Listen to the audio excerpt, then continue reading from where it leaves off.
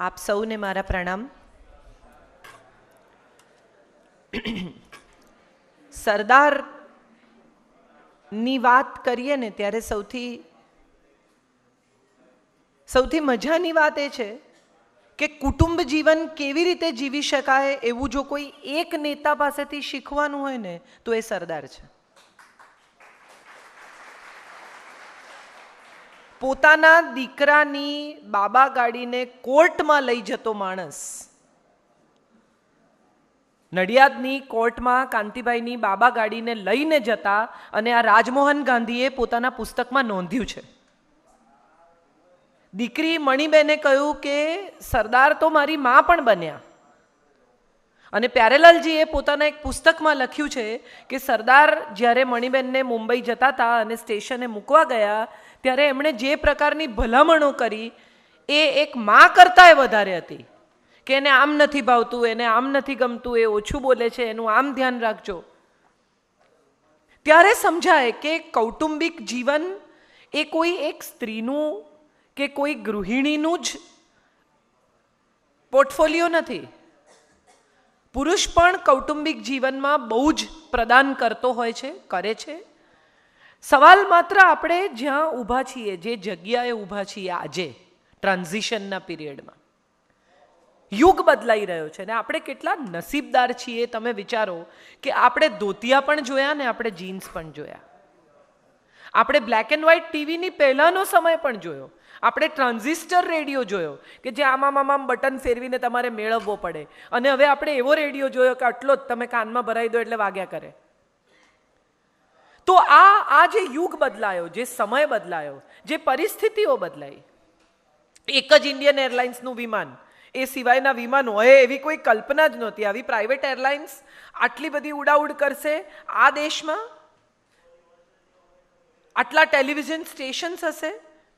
પ્રમોદ મહાજને પહેલી વાર જ્યારે ફોન સાથે ફોટો છાપ્યો ત્યારે આખી દુનિયા એમ કહેલું કે 5 સ્ટાર કલ્ચર લાવવાની ટ્રાય કરે છે પણ આ દેશમાં નહીં આવે. અને આજે કડિયા મજૂરથી શરૂ કરીને, ખેત મજૂરથી શરૂ કરીને ઘર કામ કરવાવાળા સુધીના બધા લોકો પાસે શું કરું ઘરકામ કરવાવાળા સુધીના બધા લોકો પાસે સેલફોન છે. એવો સમય બદલાયો છે. ગઈકાલ સુધી દીકરી નોકરી કરે અથવા દીકરી કામ કરે અથવા દીકરી અમુક રીતે વ્યવસાય કરે એવો વિચાર કોઈને નહોતો આવતો.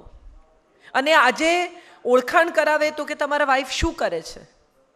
આ સવાલ પહેલા કદી કોઈને પૂછતું જ નહોતું. વાઈફ શું કરે, ઘર સંભાળે. હવે આ સવાલ આવ્યો છે. યુગ પડખું બદલે છે અને બદલાતા યુગના આપણે સાક્ષી છીએ. બહુ નસીબદાર છીએ આપણે કે આપણે એવા મા બાપ જોયા કે જેમણે સ્ટ્રગલ કરીને પોતાના શર્ટના બટન ટાંકીને 2 શર્ટમાં જીવન પૂરું કર્યું. અને આપણે એવા સંતાનો જોઈ રહ્યા છીએ કે જે ન ગમે તો આપેલું શર્ટ પણ ન પહેરે ને દિવસોના દિવસો સુધી ડૂચા કરીને કબાટમાં મૂકી રાખે. આ એવા બે પેઢીની વચ્ચેના ટ્રાન્ઝિશનમાં આપણે પસાર થઈ રહ્યા છે. અને હું માનું છું કે એ બદલાતા સમય સાથે બદલાતા કૌટુંબિક જીવન પર એક દ્રષ્ટિ નાખવી જોઈએ. પહેલાં એવું હતું કે પપ્પા આવ્યા એમ કે ને એટલે છોકરાઓ નોટબુક લઈને બેસી જાય, ઘર ચોખ્ખું કરી નાખે, ગભરામણ થઈ જાય. પપ્પા આવ્યા એ કોઈ મોણપરા સાહેબ પોલીસ આવ્યા એવી વાત હતી કે હવે મરી ગયા એમ. અને એમાંય જો એમ કે પપ્પા બોલાવે છે તો એનો અર્થ એમ થયો કે આજે આવી જ બન્યું છે. અને હવે તમે જુઓ, સંતાનો પપ્પા સાથે એક ટેબલ પર બેસીને ખાય છે, પુત્રવધુ સસરા સાથે એક ટેબલ પર બેસીને ખાય છે, દીકરીઓ પપ્પા સાથે સીધી વાત કરે છે, પોતાના મનની વાત કરે છે, કહી શકે છે એને જે કહેવું છે. અને એ બદલાવ બહુ પોઝિટિવ છે, બહુ સરસ બદલાવ છે. એક કુટુંબમાં જ્યારે સંવાદ થાય ને ત્યારે વિવાદ ન થાય. આ બહુ મજાની વાત છે કે વાત થવી જોઈએ તો વિવાદ નહીં થાય. જ્યારે વાત નહોતી થતી ત્યારે મન દુઃખ થતા હતા, ત્યારે લોકોને એમ થતું હતું કે આ મારે જે કહેવું છે તો કોઈ સાંભળતું જ નથી. આજે જે લોકો 50 વર્ષના છે, 60 વર્ષના છે, એવા કેટલા લોકો એમ કે છે કે મારે એન્જિનિયર થવું હતું પણ મને ડૉક્ટર બનાવી દીધું. મારે ડૉક્ટર થવું હતું પણ મને એન્જિનિયર કરી નાખ્યો, મારે આમ કરવું હતું પણ મને આમ કરાવ્યું. કારણ કે કોઈ પોતાના માતા પિતાની સામે મોઢું ખોલીને બોલી શકતું જ નહોતું. દાદાજી બેઠા હોય એ તો હિંચકે બેઠા હોય, એની સામેથી પસાર ન થવાય. હું આમ દીકરી નાગરની છું પણ પરણી છું બારોટને. અને અમારા ઘરોમાં તો એવું હતું જ્યારે હું પરણીને ગઈ ત્યારે કે પપ્પાજી બેઠા હોય તો તમારે આખું આમ ફરીને પછીથી જવાનું, પણ પપ્પાજીને ક્રોસ ના કરાય. એ ઘરમાં હું પરણીને ગઈ આજથી 25 વર્ષ પહેલાં. અને આજે એવું છે કે એ ઘરમાં કંઈ ઇન્વેસ્ટમેન્ટ કરવાનું હોય, કંઈ કામ હોય, કંઈ ફેમિલીની મેટર હોય તો મારા સસરા એવું કહે કે કાજલને બોલાવો, વાત કરવી છે. એ 25 વર્ષનું ટ્રાન્ઝિશન મેં જોયું છે. મારા નણંદના લગ્ન હતા અને મારા સાસુએ મને બહુ ધીમેથી પણ બહુ શાંતિથી કહ્યું કે બધા આવશે ઘરમાં મહેમાનો તો સંજય ના કરતી. મજાની વાત છે, તમે જુઓ. એટલે મેં કહ્યું સારું, નહીં કરું, એટલે યાદ રાખવું પડે પણ રાખીશ. તો મારા ફોઈ સાસુનો દીકરો છે, તો સંજયનું મારે કંઈ કામ હતું એટલે મેં એને એમ કહ્યું કે જા તારા ભાઈને બોલાવો. એટલે એના સગ્ગા મોટા ભાઈને બોલાવી લાવ્યો. કારણ કે કોઈને કલ્પના જ ના હોય કે હું સંજયને તારો ભાઈ કહું. અમે 2 જણા સ્કૂલથી જોડે ભણ્યા છે. હું સંજયને તમે કહું તો સંજય મારી સામે આમ જુએ કે કંઈ થયું એમ. હવે એવા સંબંધો પણ એક તરફ છે. બીજી તરફ એવા સંબંધો છે કે પતિ પત્ની વચ્ચે સંવાદ નથી થતો, વાત નથી થતી, એકબીજાને કહી નથી શકતા. કુટુંબ એટલે શું? આવો સવાલ કદાચ કોઈ તમને પૂછે તો તમે શું જવાબ આપો? એક છત નીચે જ્યાં બધા ભેગા રહેતા હોય ટોળાની જેમ, એક એવી જગ્યા કે જ્યાં બધા સાંજ પડે પાછા ફરે જેમ પંખી માળામાં પાછા ફરે એમ, એક એવું મકાન જે તમે તમારા 7/12ના ઉતારામાં, રેશન કાર્ડમાં, પાસપોર્ટમાં છાપી શકો, તમારું પરમેનન્ટ એડ્રેસ પ્રૂફ તરીકે તમે આપી શકો. એ કુટુંબ છે. નિરંજન ભગતની બહુ સરસ કવિતા છે કે ઘર તમે કોને કહો છો? જ્યાં ટપાલી પત્ર લાવે, પૂછતા વણ પૂછતા મિત્રો અને મહેમાન જ્યાં આવી ચડે, ક્યારેક તો આવી પડે, તો પછી જ્યાં જ્યાં તમે પગથી ઉતારી પગરખા, ટોપીએ માથેથી ઉતારી દમ નિરાંતનો હાશ ભરો છો, જ્યાં તમને જોઈને સર્વના મુખ પલકમાં મલકી ઉઠે, જ્યાં આવકાર છે, ત્યાં બધે તમારું ઘર નથી. ઘર કોઈ સરનામું નથી, ઘર કોઈ 4 દિવાલ નથી, ઘર કોઈ ઇટાલિયન માર્બલનો બાથરૂમ નથી, ઘર કોઈ અદ્ભુત સોફા નથી. કેટલા બધા લોકોને ઘેર તમે પણ અનુભવ્યું હશે, હું અનુભવું.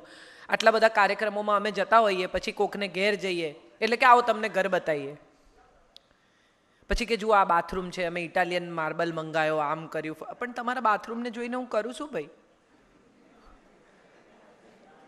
મને શું ફેર પડશે? આ 15 મિનિટમાં જે તમે મને ગાઈડેડ ટૂર કરાવી તમારા ઘરની, આ પથ્થર અમે અહીંથી મંગાયો, ના સોફા અમે અહીંથી મંગાયા, ના કાચ અમે બેલ્જિયમથી મંગાયા, ના પ્લેટફોર્મ અમે અહીંયાથી કરાયો, એને બદલે તમે તમારા કુટુંબના સભ્યોની ઓળખાણ કરાવો કે અમારો દીકરો છે, તોફાની છે પણ મને બહુ મજા આવે છે એની સાથે.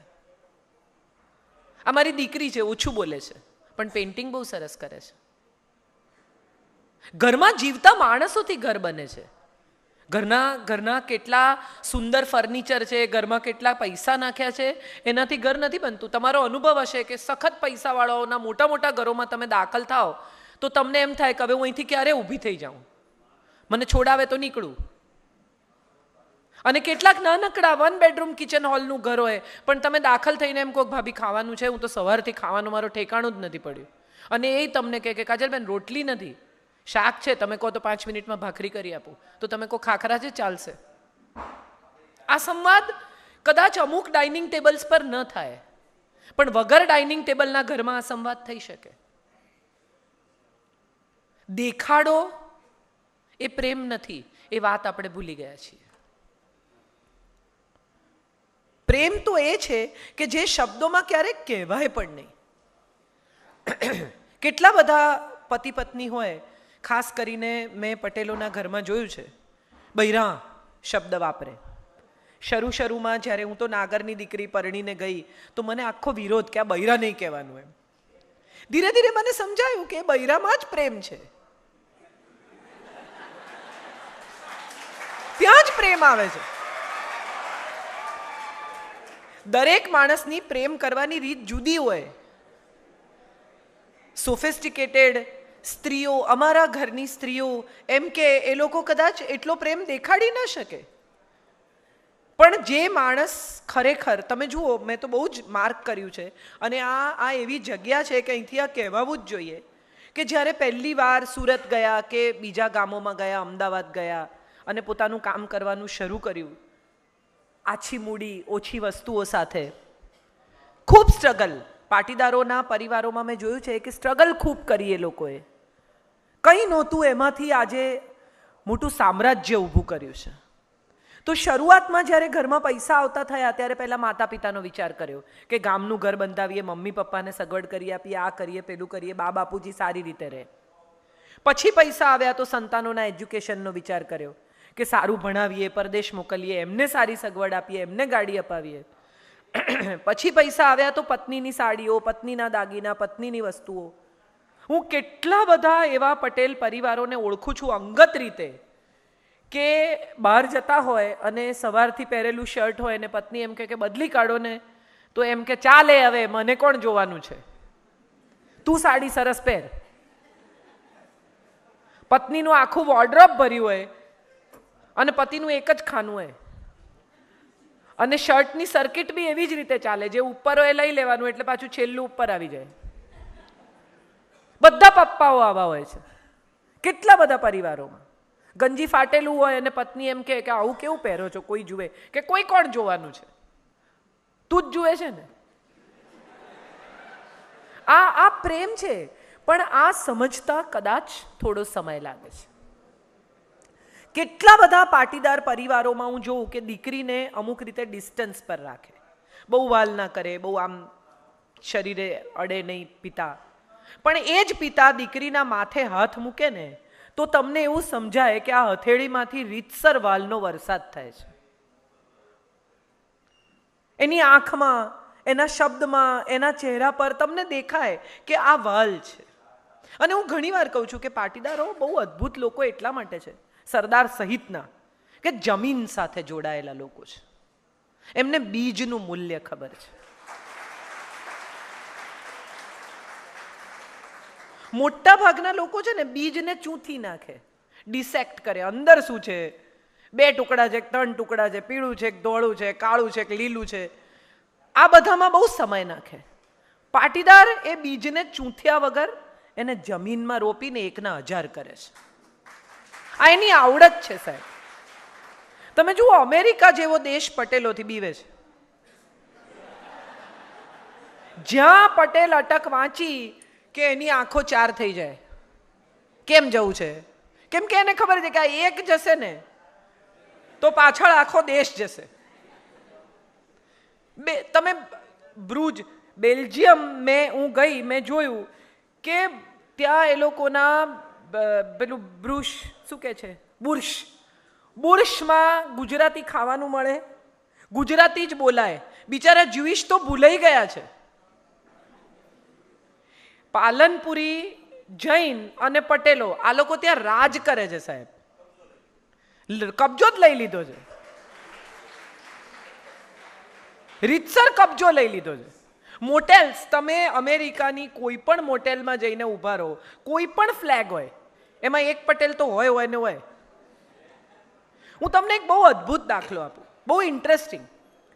હું ઇંગ્લેન્ડ ગઈ હતી, લંડન. પછી મારી પાસે 3 દિવસની રજા હતી, એટલે મેં કીધું મારે સ્કોટલેન્ડ જવું છે. એટલે હું સ્કોટલેન્ડ ગઈ એકલી. તો સ્ટેશન ઉતરી એટલે મને એમ કે કંઈક શોધી કાઢીશ નાની મોટી જગ્યા. એટલે એક ભાઈ બેઠા હતા, ગુજરાતી દેખાતા હતા. એટલે મેં જઈને એમને પૂછ્યું, મેં કીધું હું અમદાવાદથી આવું છું, ગુજરાતી છું, એકલા રહેવું છે, કોઈ સારી જગ્યા મને બતાવી શકો? મેં કીધું 3 દિવસ માટે. કે લે, એકલા રહેવું હોય તો મારે ઘેર ચલો. મને તો આઘાતથી વધારે મને સમજણ જ ના પડે કે આ અજાણ્યો માણસ આજે મને મળ્યો, મેં એનું મોઢું પહેલી વાર જોયું. અરે કે એકલી છોકરી થોડી એમ રહેવાય, હાલો ઘેર. એને ઘેર લઈ ગયા. મહેન્દ્રભાઈ પટેલ એનું નામ, પતિ પત્ની 2 જ જણા સ્કોટલેન્ડમાં રહે. એમની હોટેલ, એ હોટેલમાં પણ રાખી શક્યા હોત કે મારી હોટેલમાં રહો, પણ એ ઘરે લઈ ગયા, ગુજરાતી ખાવાનું ખવડાવ્યું, આખું સ્કોટલેન્ડ બતાવ્યું, લેક સિટી લઈ ગયા. અને કોઈ ઓળખાણ નહીં, જિંદગીમાં પહેલી વાર મોઢું જોયાની ઓળખાણ. અને હું નીકળી ત્યારે એના પત્નીએ મને 11 પાઉન્ડ હાથમાં આપ્યા. એટલે મેં એમને કહ્યું, મેં કીધું શેના પૈસા આપો છો? તો કે અમારા ઘેરથી દીકરી ખાલી હાથે ન જાય. હું આજે પણ આ ખરેખર કહું છું, આ પ્રસંગ હું આજે પણ યાદ કરું છું તો મારી આંખમાં પાણી આવે છે. આ પટેલ છે. સવાલ કુટુંબ અહીંથી શરૂ થાય છે એનો છે. આપણે એમ માનીએ છીએ કે મારા કાકા, મારા દાદા, મારા મામા, મારા ફોઈ, મારા ફુવા, મારા કાકા, આટલા જ લોકોનું કુટુંબ છે. ખરેખર આપણી પાસે વસુધૈવ કુટુંબકમની એક બહુ જૂની ફિલોસોફી છે. આખી દુનિયા આપણું કુટુંબ છે, આખું વિશ્વ આપણું કુટુંબ છે. આપણે બધાને ચાહી શકીએ છીએ. અને વસુધૈવ કુટુંબકમની સૌથી મોટી ડેફિનેશન કોઈ હોય ને તો એ પટેલ છે સાહેબ. પટેલના ઘરમાંથી જમ્યા વગર ગયેલા લોકો મેં નથી જોયા. એક શેઠ હતા, બહુ કામ કરે પટેલ, ઘરની બહાર નીકળે નહીં કોઈ દિવસ. આટલા અહીંયા જમીન છે ને ત્યાં જમીન છે ને પેલે જમીન છે ને અહીંયા છે ને, પણ ઘરની બહાર જાય નહીં કોઈ દિવસ. પછી બહુ દિવસે એમને એમના વાણોતરો એને આણે ને પેલા એને ઢીકડા એને કહ્યું, ભાઈ આવો આવો તમે આવો. એટલે એણે કહ્યું સારું ચાલો નીકળીએ. એટલે પત્નીને કહ્યું કે ભાઈ હું ક્યાંય ખાઈશ નહીં, મારું સરખું ભાતું મૂકજે, દૂધે ભાખરી બાંધજે, આમ કરજે, ફલાણું કરજે, પણ મને જરા સરખું ખાવાનું આપજે, મને ક્યાંય ફાવશે નહીં. તો પત્નીએ કહ્યું બધું મુકાઈ ગયું, જાઓ તમે. એટલે નીકળ્યા. પહેલે ગામ પહોંચ્યા, બ્રેકફાસ્ટ કરવાનો, શિરામણ કરવાનો ટાઈમ થયો. એટલે એમણે જોયું ગાડામાં કોઈ ડબ્બો જ નહીં. એટલું મગજ ગયું કે આ પટલાણીની બુદ્ધિ ભ્રષ્ટ છે, આવા છે તેવા છે, વાતો બધી મોટી મોટી કરે, બૈરા પોતાનું કામ ભૂલી જ જાય. જે કહેવાનું હતું એ બધું કહ્યું. ત્યાં તો હજી ગામમાં ગાડી દાખલ થાય એ પહેલા તો 6-7 જણા રાહ જોઈને ઉભેલા પાદરે, મારે ઘેર ચલો ને, મારે ઘેર ચલો ને, મારે ઘેર ચલો ને. માંડ માંડ ક્યાંક શિરામણ કર્યું, નીકળ્યા. માંડ માંડ એક જણને ત્યાં વળી આગળ ગયા, જમવાનો ટાઈમ થયો. 6-7 જણા પાદરમાં ઉભેલા, મારે ઘેર ચલો ને, મારે ઘેર ચલો ને. એમ કરતા 3 દિવસની એમની ટૂર પૂરી થઈ. બધી જમીનો જોઈ, બધા સર્વે નંબર જોયા, તલાટીઓને મળ્યા, આ કર્યું પેલું કર્યું. ઘેર પાછા આવ્યા અને પત્ની પર મગજ ગુમાવ્યો. કહ્યું તું તને કે ખાવાનું મૂકજે, ખાવાનું ના મૂક્યું, આમ થયું, ફલાણું થયું, કેટલી તકલીફ પડી. આ તો ઠીક છે બધા લોકો રસ્તામાં મળી ગયા ને મને ખવડાવ્યું, નહીં તો તારું શું થાત ને મારું શું થાત. એટલે પત્નીએ હસીને કહ્યું કે તમને ખબર છે આ બધાએ તમને કેમ ખવડાવ્યું? કે ના, કે એ બધું તમારું ભાતું છે ને એ મેં વર્ષો પહેલા ભર્યું છે. આ લોકો આપણે ઘેર આવે ને તો કોઈ દાડો ખાધા વગર ગયા નથી. આ ભાતું મેં વર્ષો પહેલા મોકલી દીધેલું કે તમે જાઓ તો તમને ત્યાં ખાવા મળે. આ બધું ભરેલું ભાતું છે. આ બધું મેં તમને ડબ્બામાં ભરી નથી આપ્યું, આ બધું મેં સંબંધોમાં ભરેલું ભાતું છે. ત્યારે સમજાય આખી વાત કે આ કેટલા કુટુંબ એટલે કઈ પતિ પત્ની અને બાળક. છેલ્લા થોડા વખતથી કુટુંબની વ્યાખ્યા એવી થઈ ગઈ છે. પુત્ર વધુ પરણીને આવે ને એટલે એને પહેલો વિચાર એવો આવે કે જુદા થઈએ. બહુ ઇન્ટરેસ્ટિંગ. આપણે બે ને આપણું છોકરું. હું તમને બહુ સુપર મારો જ દાખલો આપું કે અત્યારે આ અહીંયા રવિવારે બપોરે નિરાંતે ઊભી છું. મારો દીકરો શું જમ્યો, એણે શું ખાધું હશે, મને કોઈ ચિંતા નથી. કેમ તો કે મારા સાસુ ઘેર એનું ધ્યાન રાખે છે. હું મારી રીતે આટલું પરદેશ જાઉં, આટલો પ્રવાસ કરું, મને કોઈ દિવસ એવી ચિંતા નથી થઈ કે મારા બાળકનું શું થયું હશે. કેમ તો કે મારાથી એની દાદી એને વધારે સાચવે છે. હવે આ સંયુક્ત કુટુંબનો બહુ જ મોટો ફાયદો છે જે આપણને દેખાતો જ નથી. ગુજરાતી ભાષા આજે માં જે બી ભાષામાં ભણી હોય, ગુજરાતી સારું બોલી શકતી હોય, ગુજરાતી મીડિયમમાં ભણી હોય તો સારી વાત છે, પણ સંસ્કાર કોણ આપે? એ તો દાદા દાદી જ આપે. 1.5 વર્ષનું 1.25 વર્ષનું છોકરું મહામૃત્યુંજય ગાયત્રી મંત્ર ચોખ્ખો બોલે એ કેવી રીતે બોલે? એ રાત્રે સૂતી વખતે દાદા દાદી બોલાવે માટે બોલે.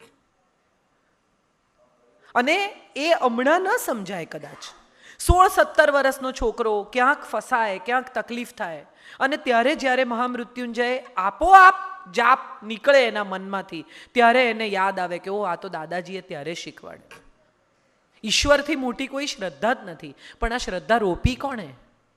હું જે કહું છું કે પાટીદાર બીજ સમજે છે એ આ સમજે છે, રોપે છે. બહુ બહુ મોટી વાત છે. જગતનો તાત કયો ખેડૂતને, જગતનો પિતા કેમ કયો? જગતનો પિતા એટલે શું? પિતા કોણ છે? પિતા એ છે કે જે પરિવારનું ધ્યાન રાખે છે, પરિવારનું પોષણ કરે છે, પરિવારનું રક્ષણ કરે છે. એક 2.5 કિલોનું બંડલ હાથમાં મુકાય ને ત્યારે એક પુરુષ પિતા થઈ જાય. ત્યાં સુધી એને કલ્પના બી ના હોય, પત્ની પ્રેગ્નન્ટ હોય ત્યાં સુધી એટલી જ ખબર હોય કે એક બાળક આવવાનું છે. પણ એ બાળક જેવું હાથમાં લે ને એવી એને એ 2.5 કિલોમાંથી 2.5 મણની જવાબદારીનું ભાન થાય કે મરી ગયા, હવે આખી જિંદગી બદલાઈ જવાની. ગમે તેટલી દાદાગીરી કરતો પુરુષ હોય સાહેબ, ગામમાં લોકો એનાથી બીતા હોય, ભરાડી નંબર 1. પણ જો એનું નાનકડું 1.5 વર્ષનું છોકરું, 2 વર્ષનું છોકરું, 4 વર્ષનું છોકરું એને પંચ મારે ને તો બાપા પડી જાય. એ પ્રેમ નથી? જિંદગીમાં કોઈ દિવસ લાઈનમાં ઊભો ના રહ્યો હોય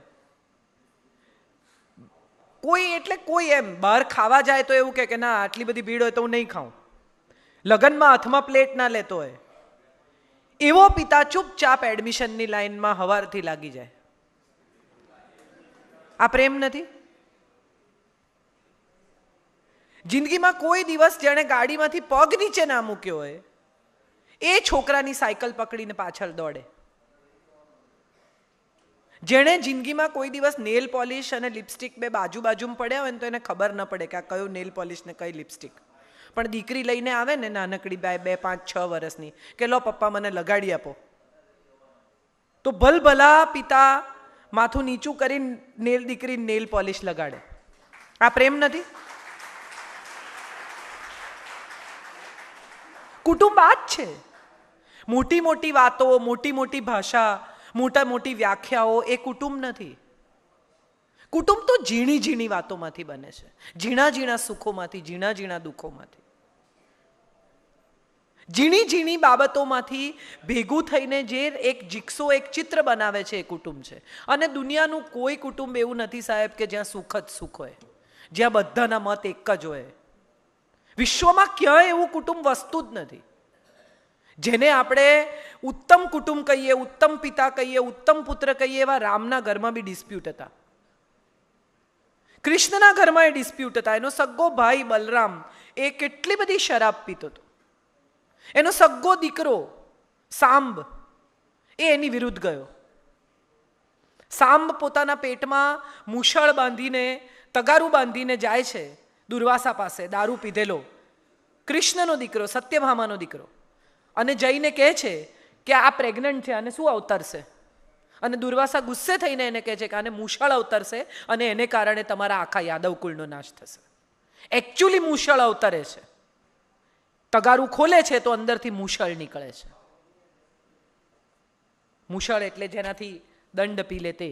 અને એ મૂછળ આ લોકો ઘસી અને ભૂક્કો કરી અને દરિયામાં ફેંકી દે છે, કોઈને કહેતા નથી. તો વહીને દરિયાની પેલી તરફ જાય છે અને ચીપિયા જેવું ઘાસ ઉગે છે જેનું નામ એરકો છે. વર્ષો પછી જ્યારે પ્રભાસ પાટણમાં યાદવા સ્થળી થાય છે ત્યારે યાદવો એકબીજાને હથિયાર તો મારે જ છે, પણ આ એરકો ઘાસ પણ એકબીજાને મારી નાખે છે. ભવિષ્યવાણી કઈ રીતે સાચી પડતી હોય છે એ જુઓ. એક માણસ આખા કુટુંબના નાશનું કારણ બની શકે છે.